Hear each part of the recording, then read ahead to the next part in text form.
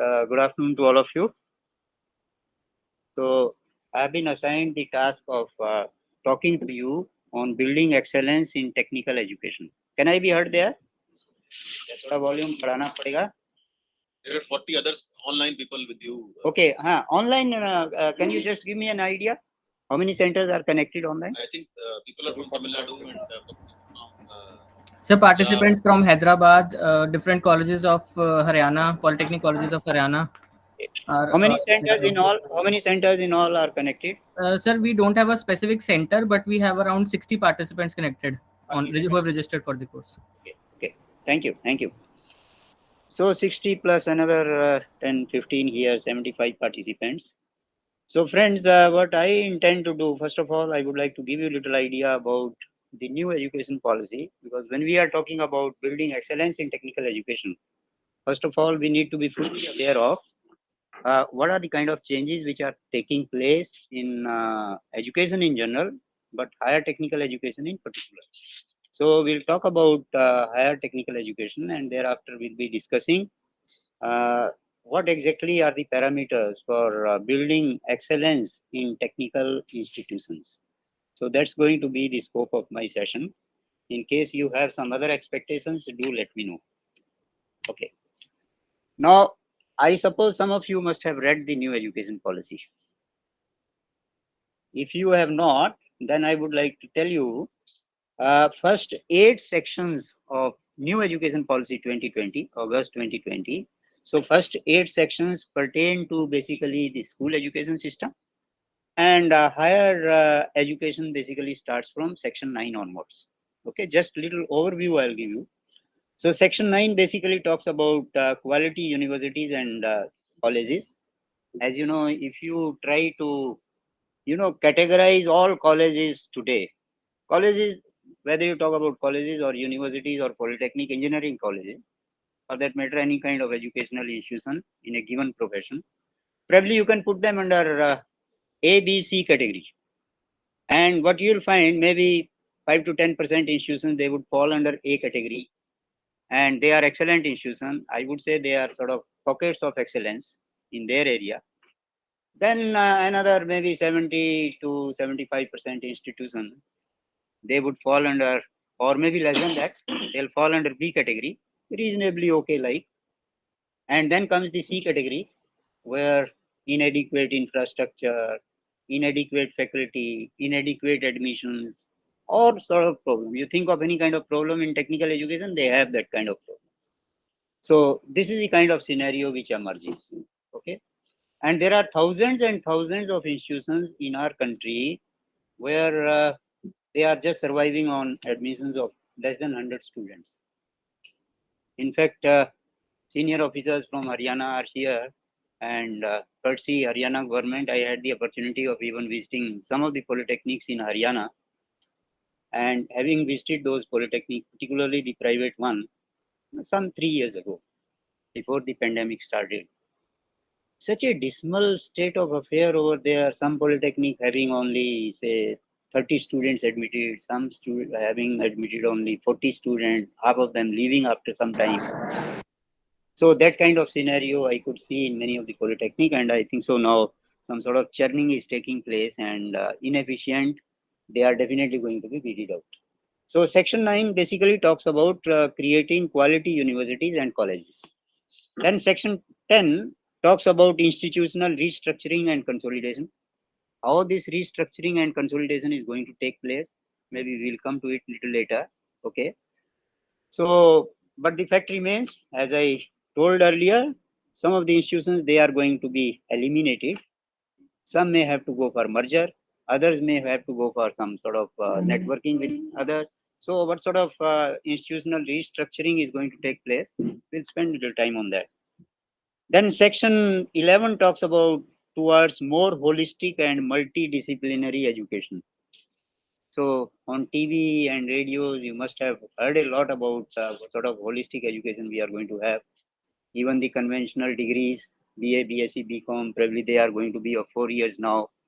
So if one wants, one can exit after completing first year and get a certificate. If you want to exit after 2 years, maybe you get a diploma, and after 3 years you get a normal degree, and if you exit after completing 4 years, so you get a holistic degree in that given discipline. So that sort of restructuring, some sort of this thing is going on. Okay, and they are trying to make the education multidisciplinary. I don't know where is it really going to take us to, but if you look to, as the government says, the no art, science and commerce stream, ये तो हो गया है ना? Art, science and commerce stream, they are going to be done away with. I don't know what will happen when you do not have art, science and commerce stream, and right now you have faculty in that proportion. Tomorrow you don't know how many people are going to opt for which particular subject. So how the government is going to overcome this problem, this is yet to be seen. There are a lot many people who are criticizing it, but maybe there's some wisdom in having this kind of structure and providing complete autonomy, complete flexibility to our students. So that's what section 11 talks about. Section 12, optimum learning environment and support to students. So learning environment has to necessarily improve, whether they are university or engineering colleges or polytechnics. And then section 13 talks about motivated and energized and capable faculty. So, so the quality of student, what sort of students are going to pass out from our educational system depends upon the quality of faculty. And we have to necessarily improve the quality of our teacher. Simply improving their quality is not adequate. They got to be motivated also, so that they really take up teaching seriously. Section 14 talks about equity and inclusion in higher education. What does equity and inclusion mean? Earlier, we used to have only two gender, male and female. Now, third gender is introduced. Now, you have persons with disability, SC, ST, OBC, and other backward classes. So many other categories. So, when we talk about equity and inclusion, so we have to see to it.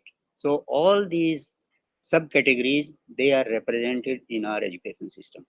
Take, for example, person with disability. In Haryana, we have, in Panchkula, we have a polytechnic where you are running a special course for the deaf, right? So there are some institutions which are only dealing with the special children, so-called Divyang or persons with disability. But then government is very clear about this thing. If person with disability or third gender, they got to be treated at par with others, and they have to be provided all kind of educational opportunity, work opportunity, and government has also introduced even reservation, particularly for person with disability, which used to be earlier 4%, now raised to 5%. And in jobs, earlier it used to be 3% reservation, now 4% for persons with disability. So equity and inclusion in higher education is addressed in section 14. Section 15 basically talk about teacher education, how the teachers are going to be prepared. You must have heard of this thing. There are changes taking place as to how B.Ed or M.Ed they need to be completed. Duration is being increased. So like that, how to prepare teachers for technical education. All these things, they are talked in section 15. Section 16 basically is devoted on reimagining vocational education. Till now, what was happening? Vocational education was something which used to fall within the domain of Ministry of Labor and Employment, to talk about the country, or maybe labor department in different states, right? So now on implementation of new education policy, so vocational education is being emphasized, and vocational education or skill development is something which belongs to almost all systems of education. Even if you are IIT or IIM or NIT or maybe ISER or state government engineering college, polytechnic, okay, maybe earlier you were not involved in any kind of skill development, but in days to come, skill development has also to be, one has to cater to it. Okay, so be prepared to work in the area of skill development. Also, another thing I want to tell you, you must have heard of this thing, something known as gross enrollment ratio. Gross enrollment ratio in higher education, आपने सुना होगा? What exactly is the gross enrollment ratio? Anyone of you?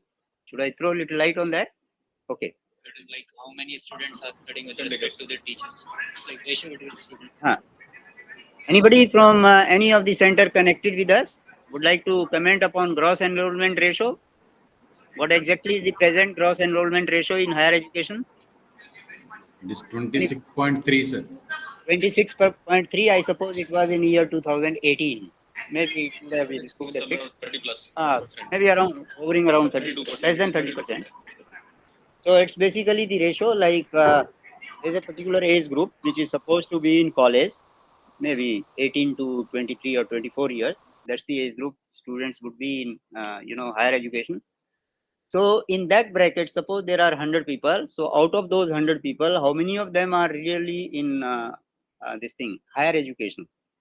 So it's basically the ratio of that. And now on, in fact, under new education policy, what is it the government has done?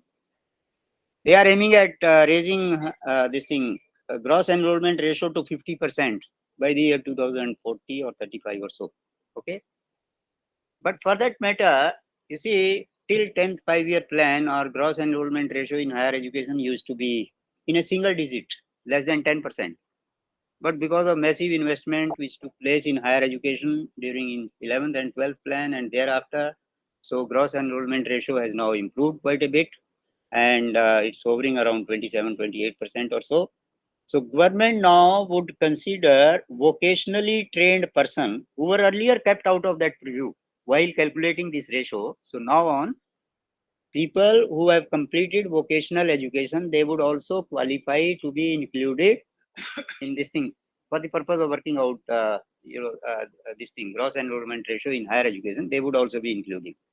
And because it is supposed to be a major chunk, so naturally government is expecting within a short span of time, so we should be in a position to achieve that target of 50%. Okay. Uh, Catalyzing quality research, creation of National Research Foundation. So with a view to finance research in different educational institutions. So creation of National Research Foundation, that's going to take place. Maybe it has already been created. We got to find out the details.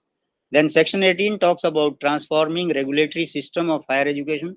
We have been hearing about it for the past maybe more than 10 to 15 years or so. Single regulator for higher education. Maybe now it's going to take place. May I request you to kindly keep your mic off? Lot of disturbance. Thank you. Thank you. So single regulator that's going to take place, and probably it will happen soon. Then effective governance and leadership in higher education. Section 19 talks about that. Section 20 basically talks about professional education, whether it's management or IT or engineering or polytechnic. Section 21 talks about adult education. So adult education is also being emphasized upon.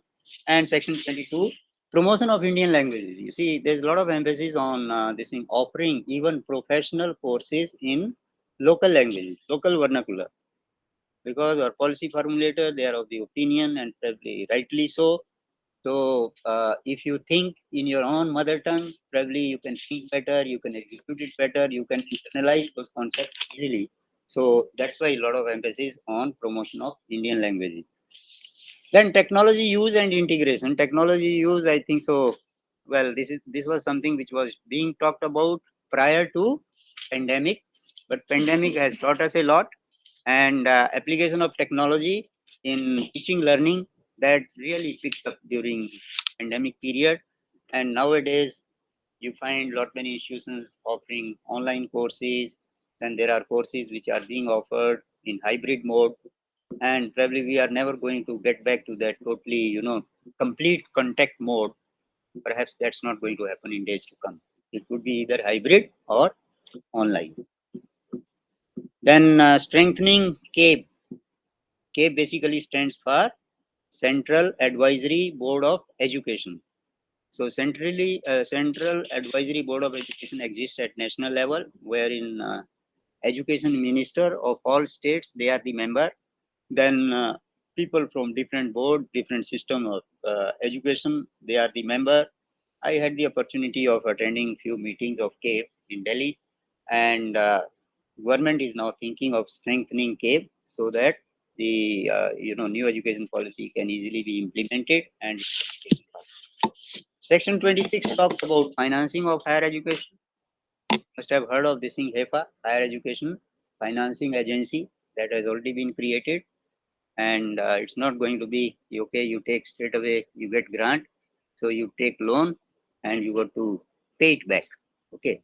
And for that matter, HEFA has been created.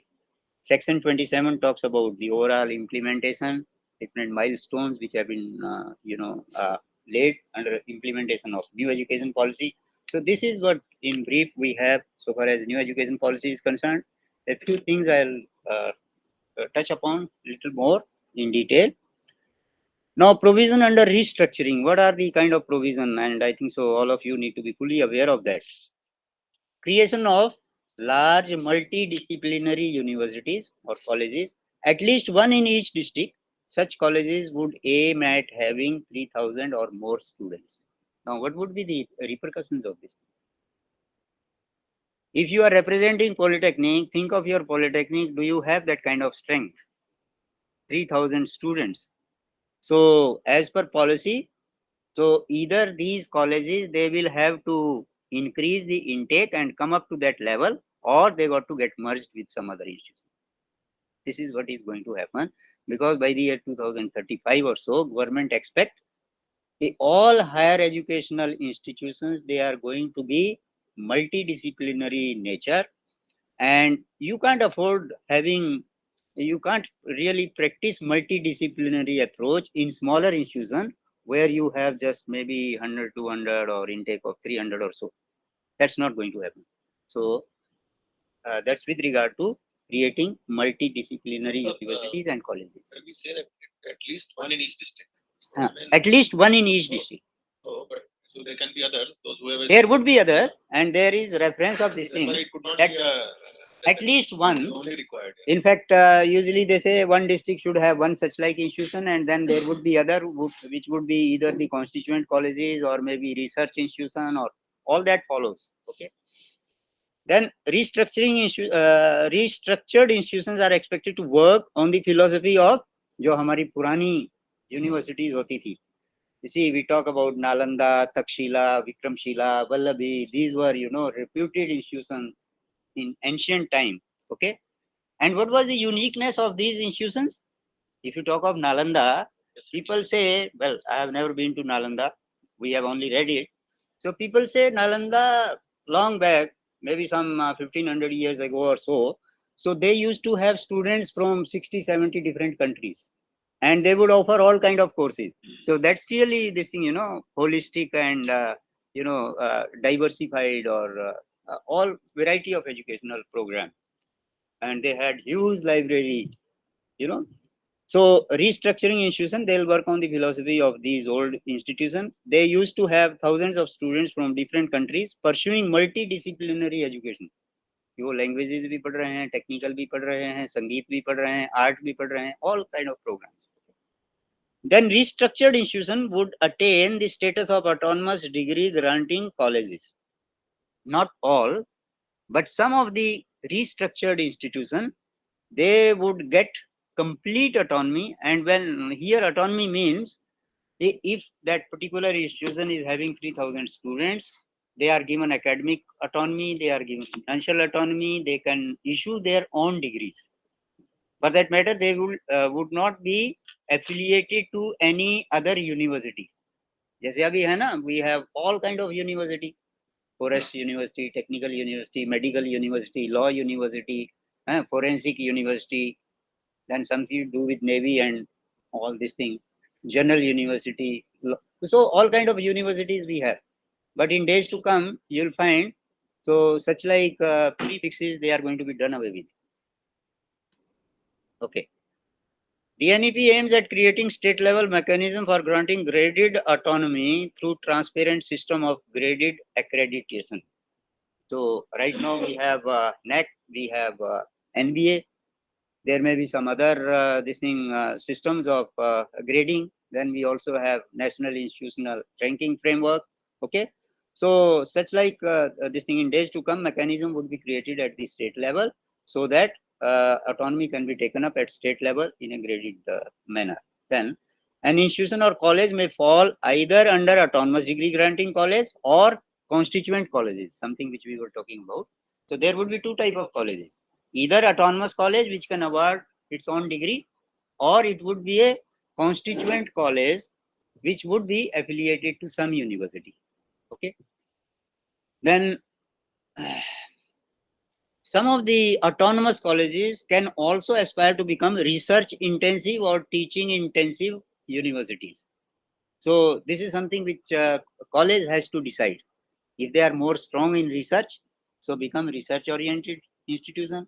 If they are more into this thing teaching, and they want to keep themselves little away from this thing research, maybe they can fall under the teaching intensive university or teaching intensive institution. Then autonomous colleges with appropriate resources. We are talking about autonomous colleges, which is supposed to be one in each district. Autonomous colleges with appropriate resources. They should have adequate resources, incentives and structure would support other higher education institutions within that district. Which district mein, there would be many other institutions. So this autonomous college being superior, better, so they are supposed to provide guidance. They are supposed to help the other institution within their vicinity. In which areas? In uh, this thing, community engagement and services. Then this thing, faculty development and support to school, even school education system. Because government wants higher education system and school education system. They need not operate in isolation. So there should be some give and take, and autonomous institution, they should be in a position to provide at least some input, some help even to the school education system. Then all higher education institutions to become multidisciplinary. The time target is by the year 2030. That means we are left with 7 more years. So within 7 years, we have to become multidisciplinary. Then institutions to gradually increase student strength from 3,000 to 3,000 by 2040. That's the timeline. By the year 2040, those who cannot have more than 3,000 students, so naturally they need to get eliminated. At least one autonomous college in each district we have already talked about. Then gross enrollment ratio, which was 26.3% in 2018, to it is to be increased to 50% by 2035, including vocational education students, which I talked to.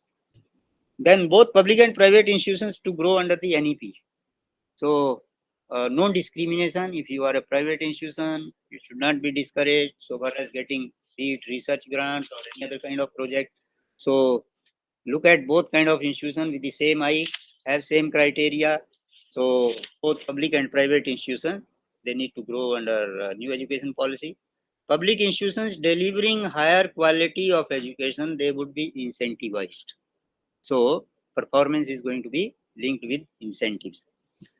Then open and distance learning and online program to be encouraged, but quality will be the same as offered on campuses.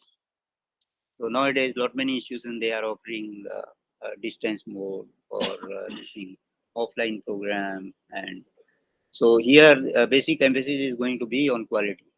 In our country, you know what happens is usually people who pass from distance mode or online mode, they are usually considered to be somewhat inferior as compared to the contact mode. But it doesn't happen like that in other developed countries. Because when you talk about such like issue to these people, they would only say, you see, you are offering education, and if these students are inferior, that means there is something wrong in your system of evaluation. अगर आपका system of evaluation सही है, so then you have no reasons to differentiate between this thing, offline courses and online courses or this thing. So what are the options for single stream institutions? There are many single stream institutions. There are some institutions known as standalone institutions. सुना है ना आपने stand alone? किसी को नहीं पता तो मैं बता दूंगा. Otherwise I assume अच्छा stand alone.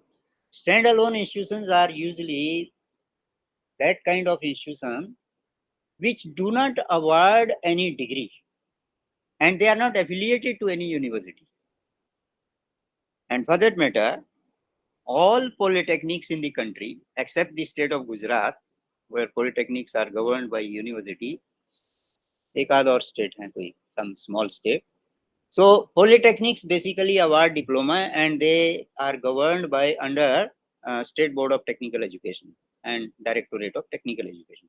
So since they do not, they are not affiliated with university and don't offer this thing degrees, so they fall under the category of standalone institution. And in our country, there will be 11 to 12,000 standalone institution in the country, right? So what will happen to these institutions? इनको merge होना पड़ेगा कहीं पे. So or become a multidisciplinary institution.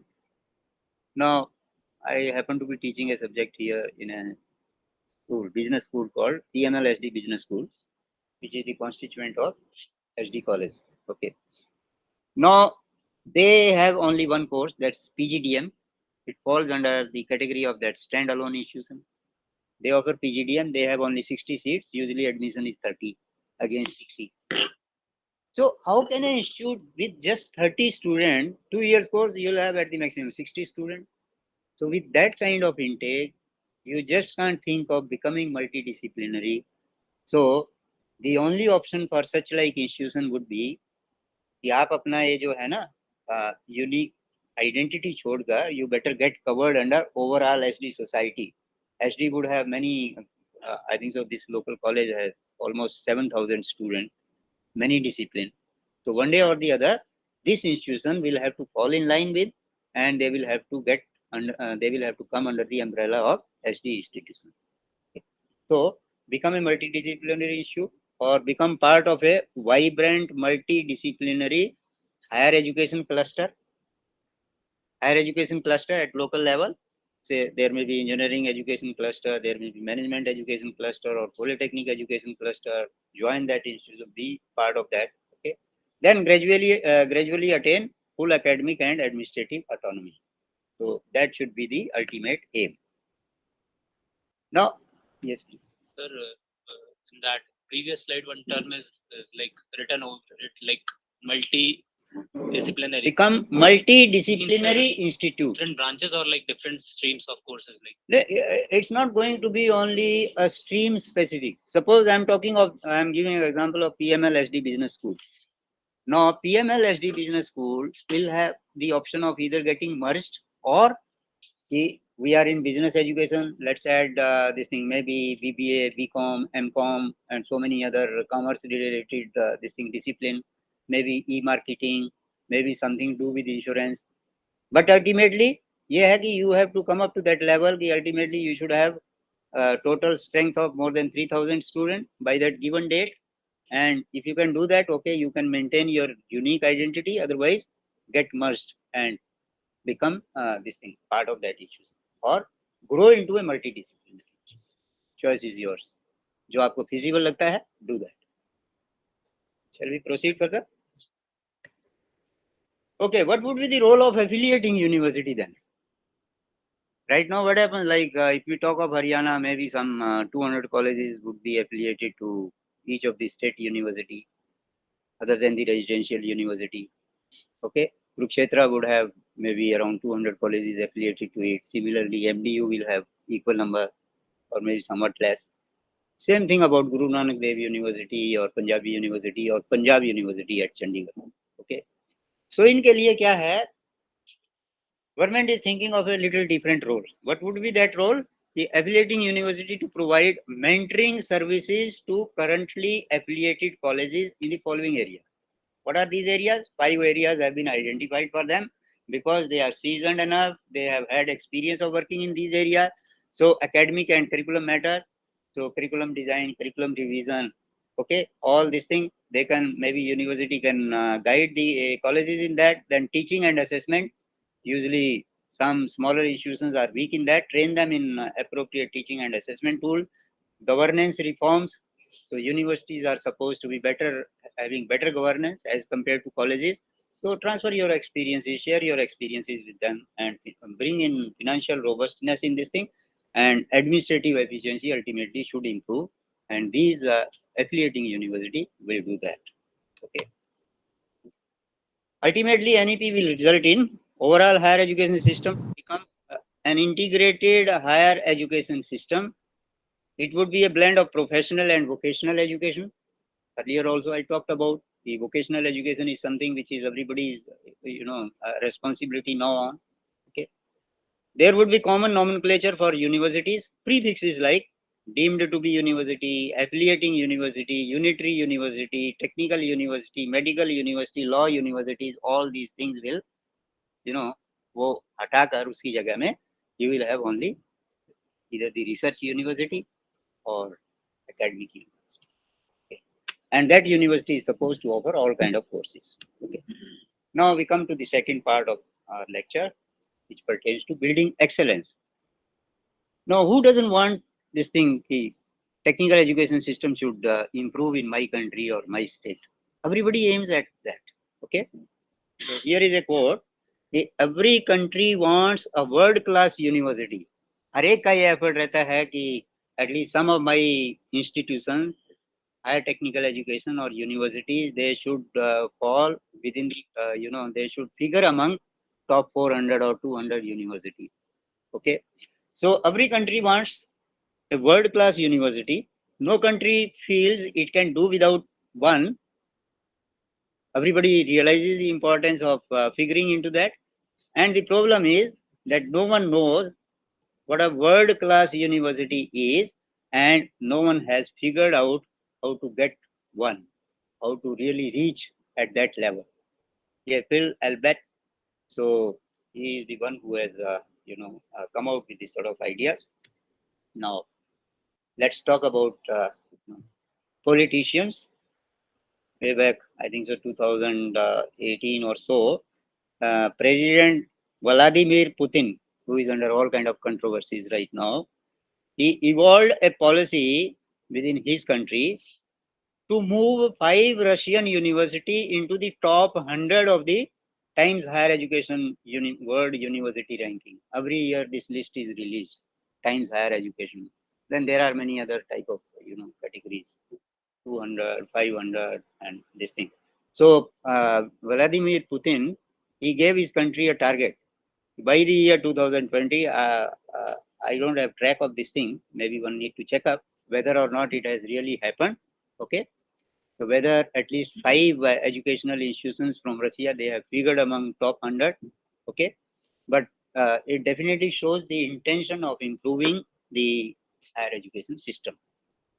Similarly, President Shinzo Abe, who was, I think so, in 2017-18 or so, he was the president of Japan. Okay, President Shinzo Abe assigned the target of getting 10 Japanese university into the top 100 by 2023, and we are passing through 23.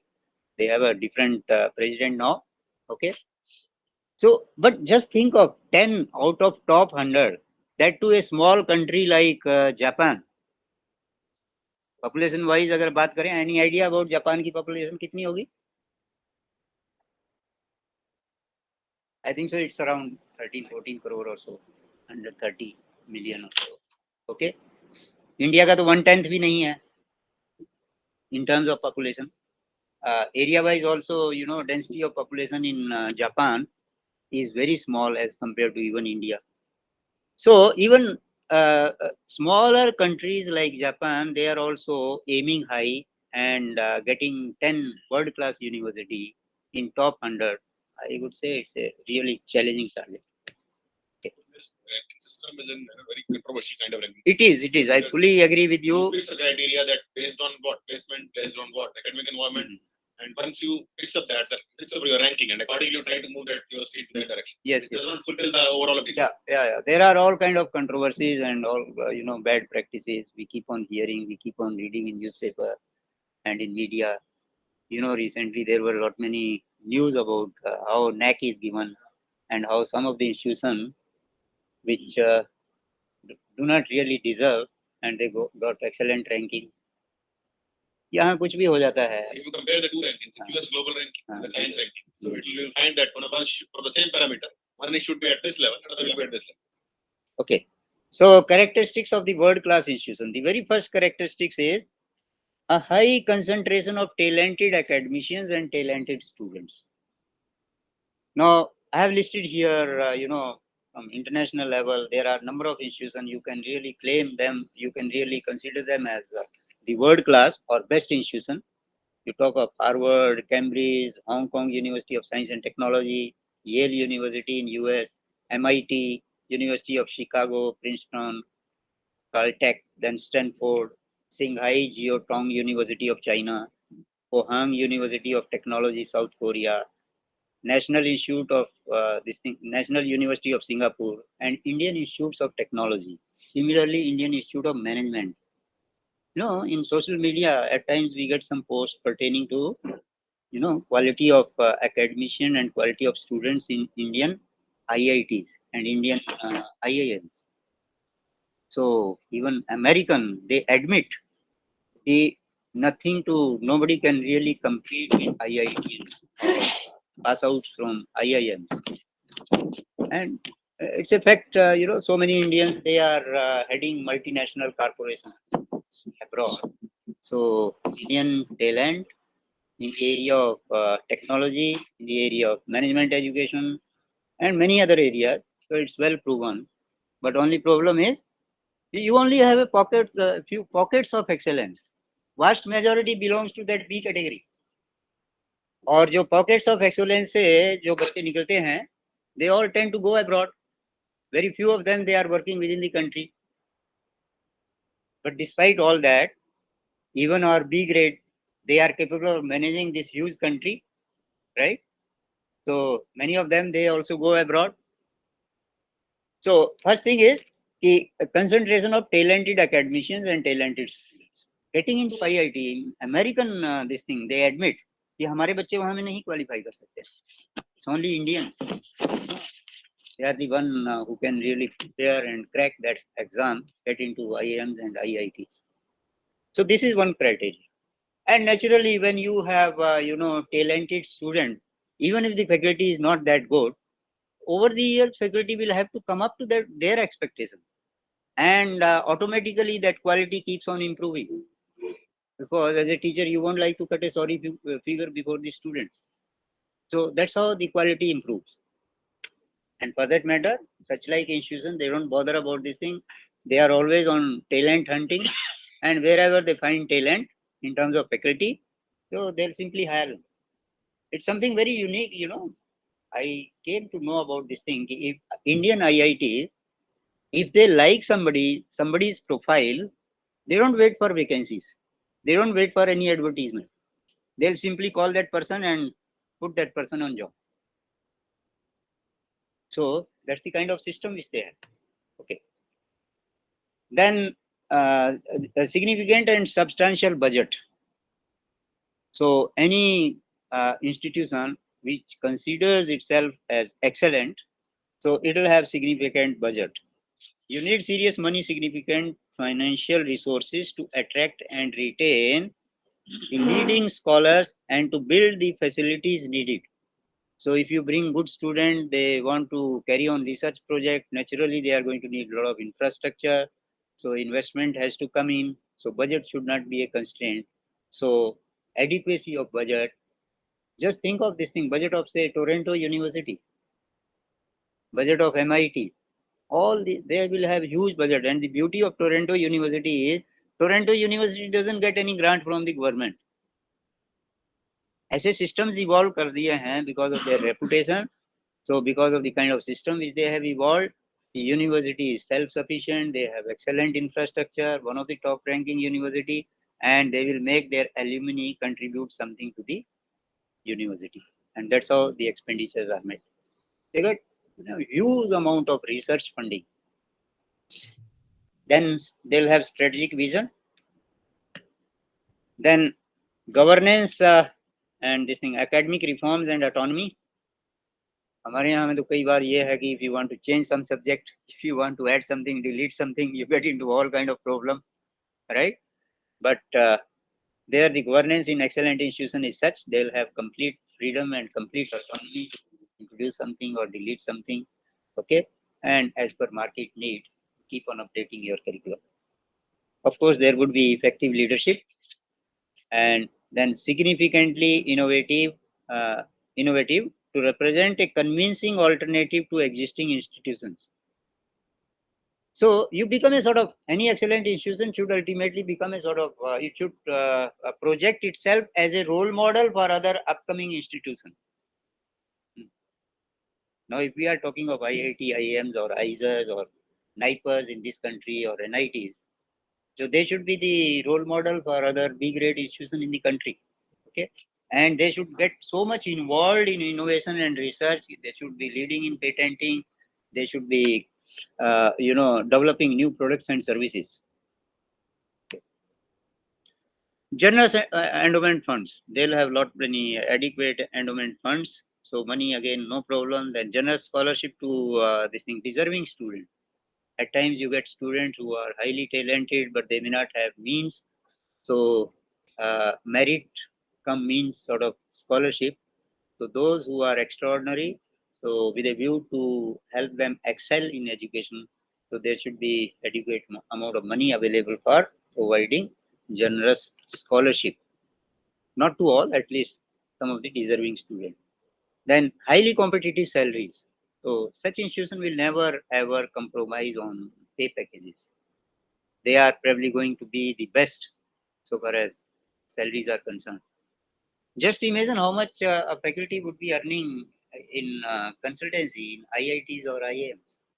They don't bother about salary. I had when I was here, I was dean extension services for some time, and I was trying to compare this thing research policy of different IITs, IIMs, and all. We wanted to evolve our own R&D policy here. So in some of the IITs, they can earn as much as double the amount of their salary as consultancy.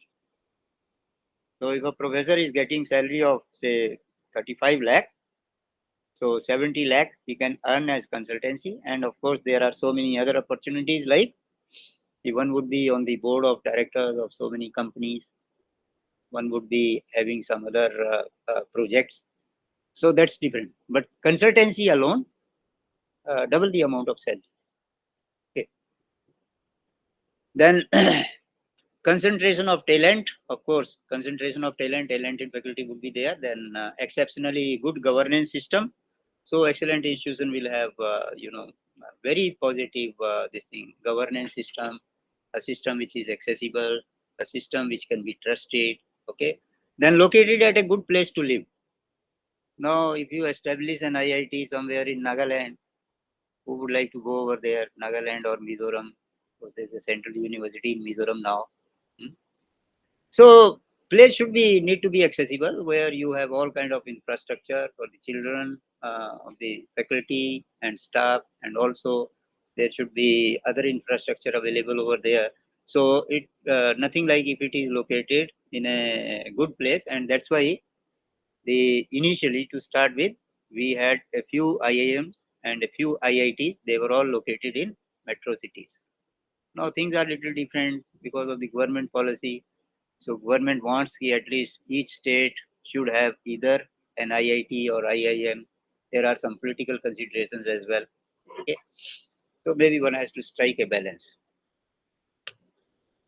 Then focus on niche programs. You see, if you talk of IITs or IIMs in Indian context, so what are their niche program?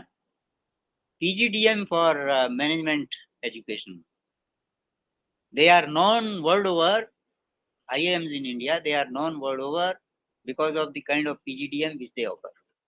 Or IITs for that matter, they are known for their undergraduate students. PG program इतने popular नहीं है. So there's nothing great if somebody does PG from IIT, but it's something really great if you do undergraduate course from any of the IIT. Okay, so in a way, that niche program becomes a USP, unique selling proposition for that institution of higher learning. Okay. Then global talent hunt. I have already explained. They would always be, doing that sort of head hunting wherever, irrespective of caste, color, creed, religion, geographical area, wherever you find talent, hire that talent and induct that talent in your institution. international staff and student. You know, when I remember the NBA had just started in 2013-14 and all, and there was a meeting in Hotel Ashoka in Delhi, NBA accreditation say related. So I was also attending that meeting. So director IIM Lucknow was present and he was to make a presentation. But having understood the entire criteria of this thing, NBA, how is it NBA assessment is going to take place, the director said probably this is not the right time for us to really bid for NBA or aim at getting NBA accreditation. I think we got to go back. We got to improve on so many areas. Or simply having being one of the best IIM doesn't mean you will get NBA. So वो कहते हैं उसके बाद में ना उनको they took more than 2 years and then went for NBA accreditation. Okay. Because they found that probably we got to have gender balance, we got to have student, international student, we got to have more of women students, we got to have faculty from all parts of the country, different regions, different parts of the world. So having done all that kind of balancing, so then they went in for this thing and got it. Okay. So international staff and student, that's yet another important criteria. Today you talk of Harvard or you talk of MIT or many other reputed universities, you'll have this thing, international student, international faculty, and even staff from international, staff of international level. Aim at producing Nobel Prize winning knowledge or be able to use Nobel Prize winning knowledge. कि अगर आप Nobel laureate नहीं पैदा कर सकते, तो at least aim at let your research scholars, your students make use of Nobel Prize winning knowledge. So that kind of knowledge they should be in a position to, internalize and practice. Okay. Punjab University here, they have produced a few Nobel laureates. Okay. Then must be part of successful and diversified higher education system. Any excellent higher education institution would be definitely part of the this thing, diversified higher education system of the state or the center. Then foster competitiveness. Such institutions are not at all worried about the competitiveness.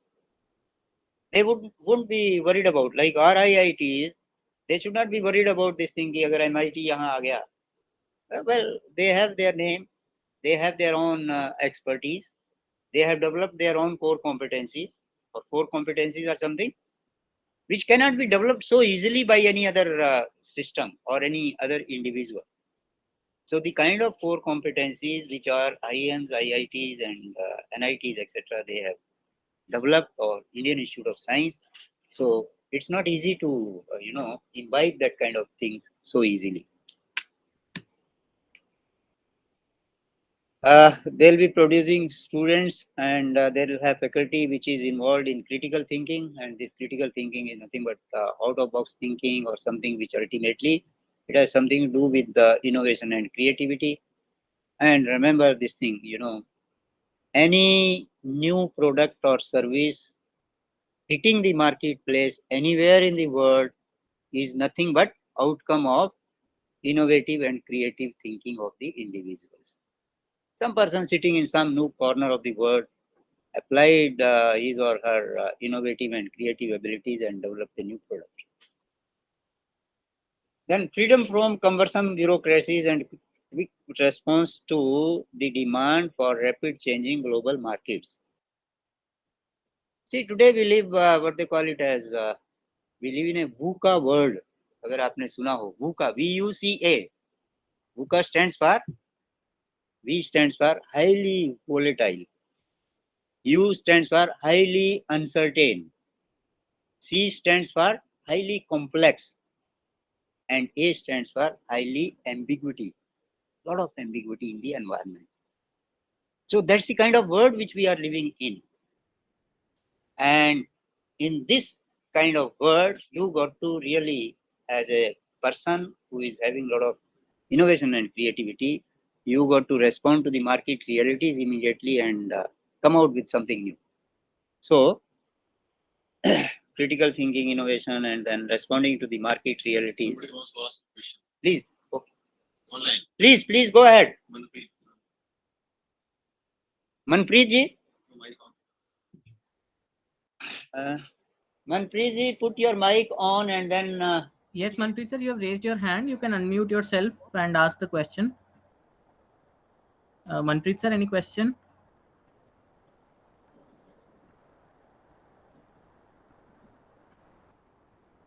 Doesn't seem to be a question right now, Saini sir.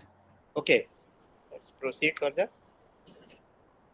Must bring people together from a range of different cultures and background and tackle shared global challenges, and institutions must work and think across national border.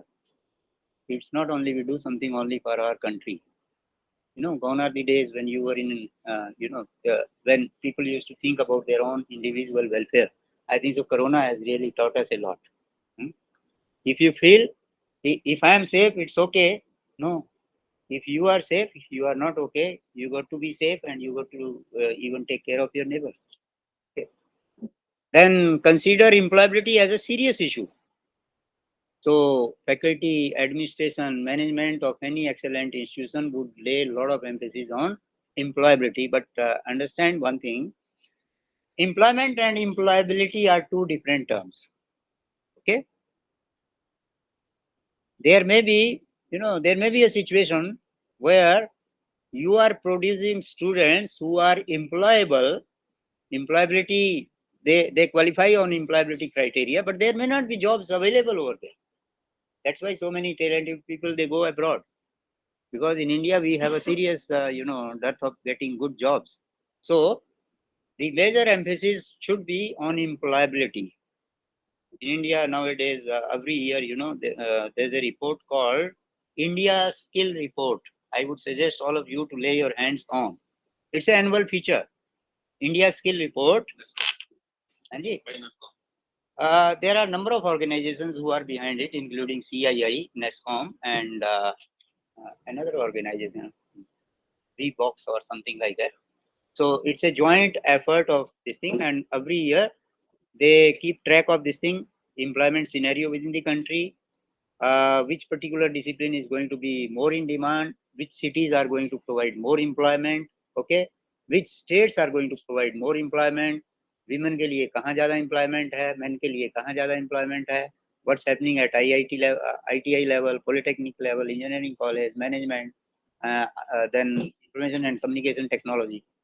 It's a report worth undergoing. I think being in technical education, we should lay our hands on that, and we should be fully aware of that.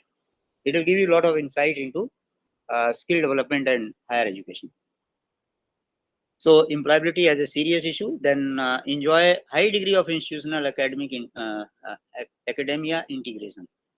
So high degree of institute academia integration, you see, institute academia interaction, I always say it is just like a, academic institution feel like coming closer to industry feel like coming closer to academic institution.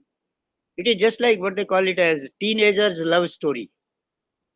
See, when people are in that teenage, both boy and girl, they like each other, they want to talk to each other, but the problem is, who is going to make the beginning? So same is true of this thing, industry, academia, interaction. So both realize the importance, both know, yes, it is something which need to be considered on top of the agenda, but still, it's not happening like that. Any excellent institution will have high degree of institute academia integration. Then students tend to get placement offer from multiple organizations. So maybe each student in excellent institution will have 2 to 3 appointment letter. Sometime, in fact, management has to put a cap. Ki hum aapko, we won't allow you to appear in more than 2 interview or more than 3 interview. Okay, that type of restraints are at times exercised. So otherwise, in excellent institution, so people will have offers from multiple organizations. Then substantial amount of money earned as consultancy by the faculty. So you would find faculty and technical staff in good institution, they will bring in a lot of money, a lot of projects, national, international, right? And they will earn a lot of money by way of consultancy. Then faculty on board or committees of importance.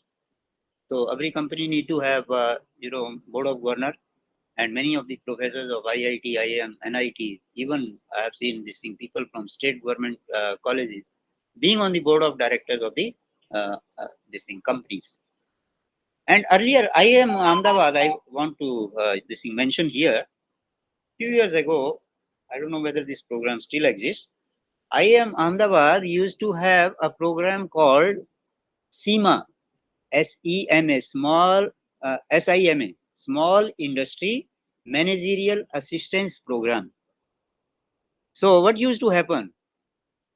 As and when they have a new batch of students. So right from day one, each student is going to be assigned a small industry. You are going to be attached with such and such company. You got to monitor the health, you got to improve the productivity, and you got to really bring in transformation in the management of this industry. And by the time you pass out, so you should do something great.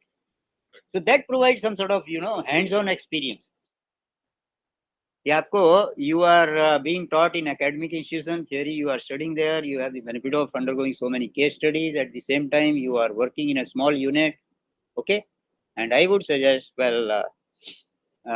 you may not be in a position to get on to the board of directors of any multinational or company of bigger scale, but there are so many small and medium sized industries around.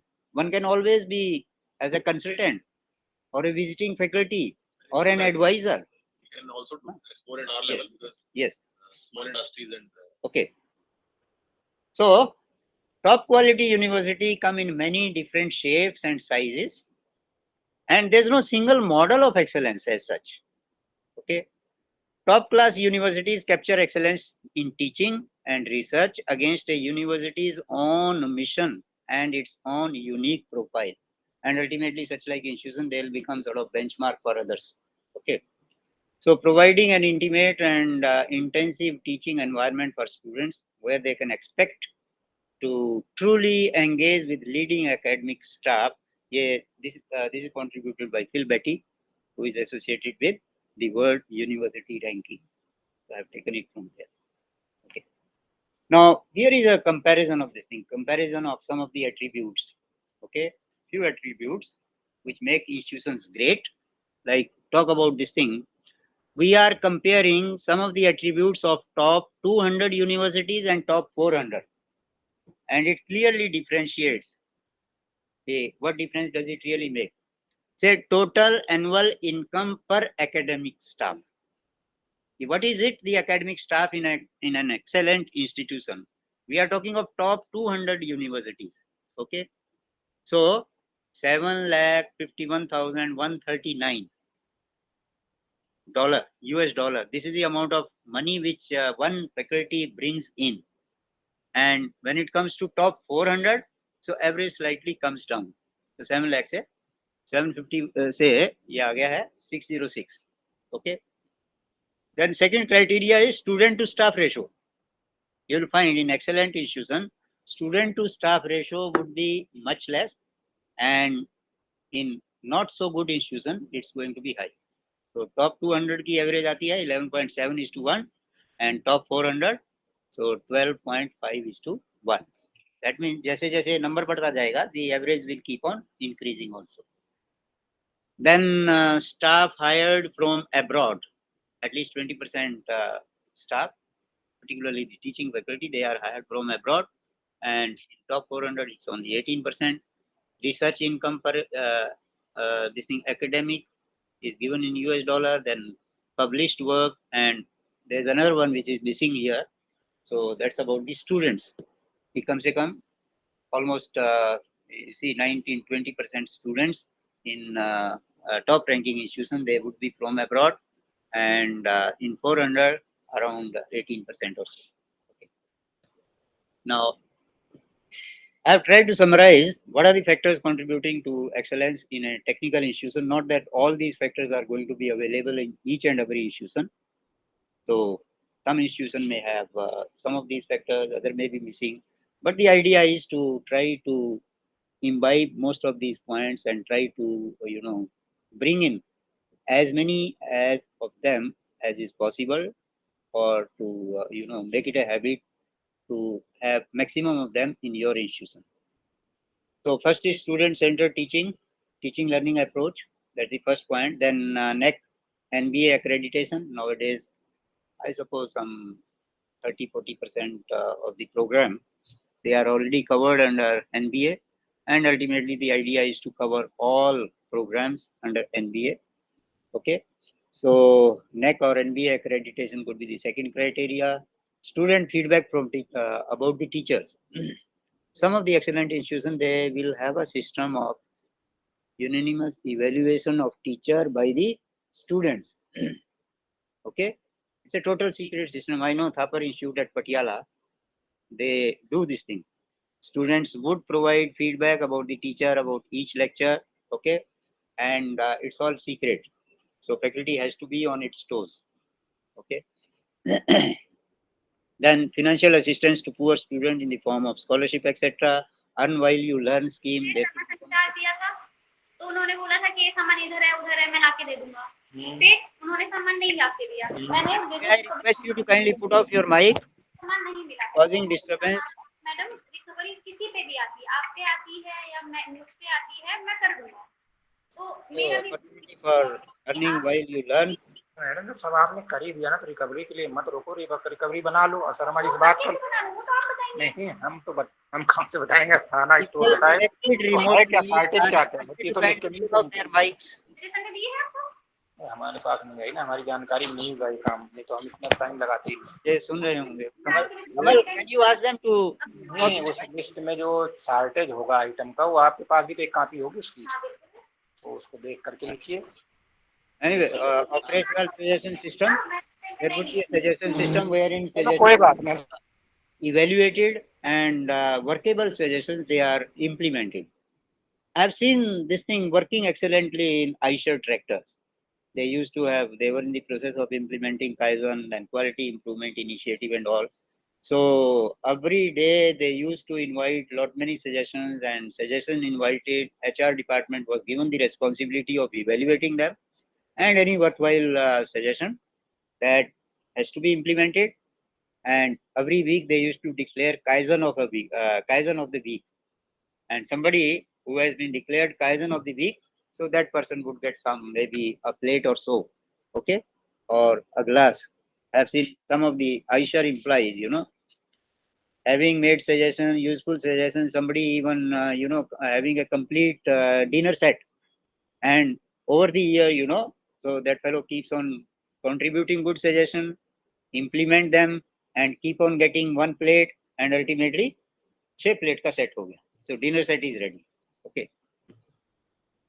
Then this thing, operational suggestion system, value education to students. Nowadays, a lot of emphasis is being given on human values. AICT has, in fact, made it more or less compulsory. Universal human values. They have evolved a curriculum. You can visit AICT's portal and you can even download the slides. And they are supposed to, all academic technical institutions, they are supposed to conduct initial induction program, and during that, so universal human values, they are supposed to be taught to the students. Okay. Then transparency in academics and administration, we have discussed a lot. Then internal quality assurance cell would be there in such like good institutions. You'll have operational internal audit of not only of your finances, but even academic audit. So internal academic audit of the institution, that will always keep the students and teacher on the toes. 24 hours Wi-Fi campus is more or less a necessity nowadays. Energy conservation and water conservation is something which is being emphasized a lot. And knowingly or unknowingly, we have to take care of that. Efforts for carbon neutrality. So whatever little you can do in carbon neutrality, for that matter, Chandigarh is going to be carbon neutral city, and variety of initiatives are being taken here by the administration.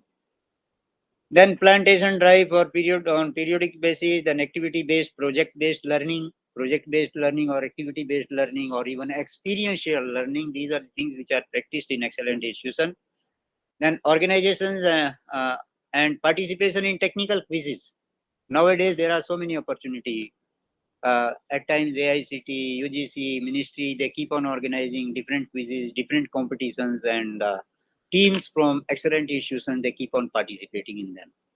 Then mentoring of students and newly recruited faculty need to be yet another trait, yet another criteria which excellent institutions need to do. Then cross-functional learning, don't confine just to one discipline, make your student pick up cross-functional skill. Then use of case studies and applied problem solving, compulsory paid or unpaid internship. Come on, during year 2019, AICT has already worked out compulsory internship policy both for polytechnic as well as for engineering college. Fortunately, I happen to be part of that committee, and I think so equal to 14 credits for diploma and 20 credits for engineering in 3 different spells for polytechnic student and 4 different spells for engineering student. So compulsory internship that has been worked out. And AICT, for that matter, they have also launched a dedicated portal where student can find out opportunities for internship. Companies can also find out students whom they can engage as intern, and it's an excellent facility. Okay, and it's working. Then emphasis on cleanliness and hygiene, MOU with relevant organization. Good institution will have MOUs with large number of organizations, and they need not be only manufacturing organizations. They could be service organization, they could be government, private, PSUs, or even other kind of organizations. Okay. Then strong placement record. Excellent institution will have very good placement record. Students and faculty have access to incubation facility. Now, incubation, particularly Atal incubation centers and even state government, they have their own startup policies. So, startup and incubation is something which has to be considered as part and parcel of any excellent institution. And nowadays, even degree colleges, they have started doing so. I know in Haryana there are a number of startup schemes now. Government Polytechnic at government college at Panchkula, they have a startup, functional startup. Organization of pre-placement tests will take place. Then emphasis on soft skill development for students. Nowadays, they say, you see, soft skill. Somebody has written about importance of soft skill, and they say nowadays soft is becoming hard and hard is becoming soft. Say when we talk about computing skill, IT skill, so these skills, even youngsters, even children of somewhere in the age group of 6 to 10 years or so, they are excellent in this thing.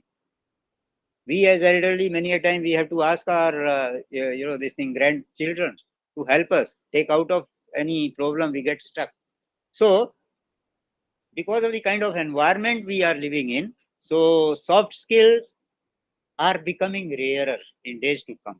That means soft are becoming hard to acquire and hard skills are becoming easy to acquire. Okay. Gone are the days when Dadaji, Dadiji, Nana, Nani, they all used to transfer some values to, children. But today everybody is busy in this, husband, wife, if they are in house. So both are busy with their own mobile. So emphasize on this thing, development of soft skill. Some of the polytechnics in Haryana I have seen, they engage the services of professionals and they get this thing, soft skills imparted to their passing out students. Then visit of faculty to reputed institution, it has to be a continuous process, smart and eco-friendly campus, then intensive interaction with outside world. So outside, there should be continuous flow of outsiders, experts.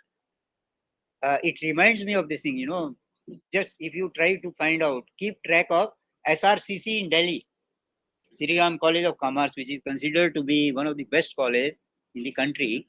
So you'll find every week, sometime finance minister, sometime industry minister, sometime Reserve Bank governor, sometime, SBI chairman, sometimes some other reputed professional, sometimes somebody from abroad. They'll continuously keep on inviting such people. And that ultimately helps in sharpening the skill of your students.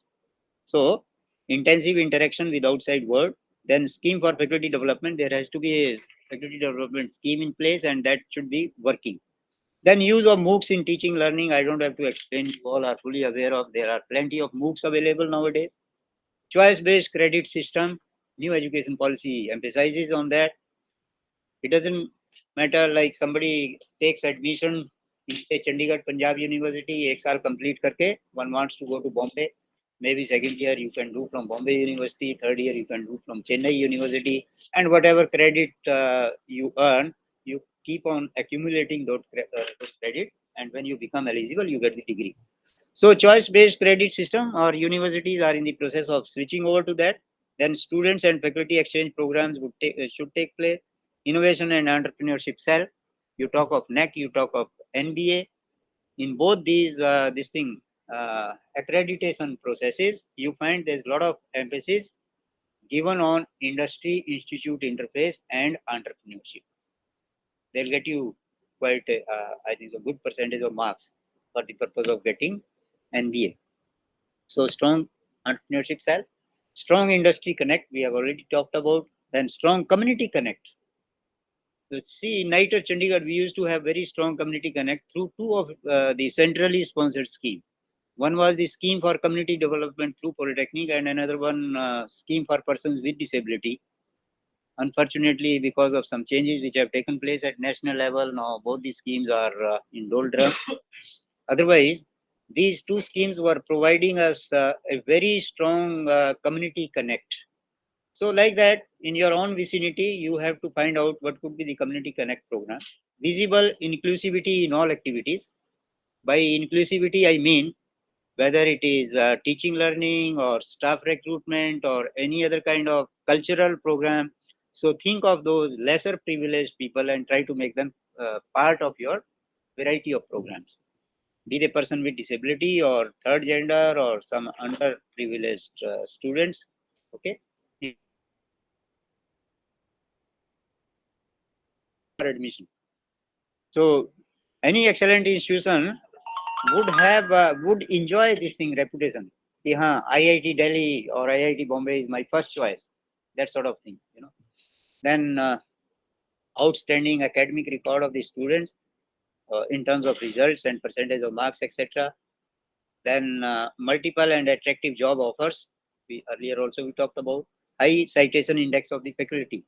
So any good institution, you look to their research, this thing contribution, faculty would be contributing a lot and they'll enjoy high this thing citation index. Then recognition and reward to the faculty and faculty representation on important committees, boards, etc. We have already discussed about. Here are the few suggestions. I'll just take 2-3 minutes more. Okay. So suggestions for transformation of the institution into excellent institution. What are few things which we need to keep in mind? To change an institution, you need to change people's incentive. So conventional incentive system, fixed salary, that will not work. So you got to have some extra incentive for this maybe faculty and maybe even some incentive for the student. To attract the best faculty, you need best leaders. So if person at the top, at the helm of affair is the best, then only a competent person would like to work and stay over there. Okay. Control quality through hiring panel. When you hire people, no compromise on this thing quality and try to hire the best. Okay. Then know the talent list and congratulate talented people. Even if those talented people are not with you, but as an excellent institution, you should be keeping track of them and you should be complimenting them on their achievements. No pains, no gains, too much change, no gain again. So every day you should not be introducing changes. Okay. So that's why they say too much changes. Ultimately, it may disturb the environment. Pay a top salary if you want to want the right departmental heads and incentivize raising research money. So those who get more number of research projects, maybe they can be given better incentive. Cut the red tape and reduce the number of committees. In some organizations, you'll find committee after committee. Some people are always busy in handling committees. So jitna kam ho sake, reduce the number of committee and also try to reduce the number of persons in each committee. So smaller the committee, better it is. Okay. As a leader, be accessible to your faculty, staff, and student and outsider.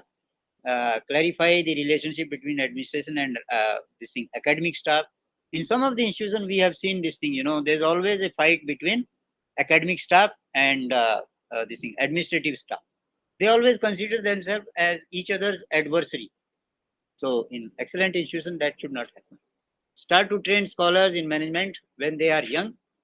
So as a young scholar, PhD student or newly recruited faculty, so try to understand the caliber of that person, liking of that person, and try to groom that person right from the beginning, so that ultimately they prove to be good leaders. Then pick your board of council members because and only because they are good and for the good for the institution, and then educate them. At times it is so funny, at times we find the what to talk of members, even the chairman of highly reputed educational institutions are not so qualified because of some political reasons or so. So many a time we find such like things happening. So if the chairman of a national institution is not of much repute, not much knowledgeable, then you can well imagine what sort of impression it will have on faculty, staff, administrator, other board members. Okay. So tell governance no, then hire scholars as leaders. Make sure the leader stays for at least for a period of 5 years. So many a time people are given headship for 3 years or 2 years. That's no good. So head of the institution or head of the department at least for a period of 5 years. Give the leaders plenty of powers and let the leader pick his or her own team.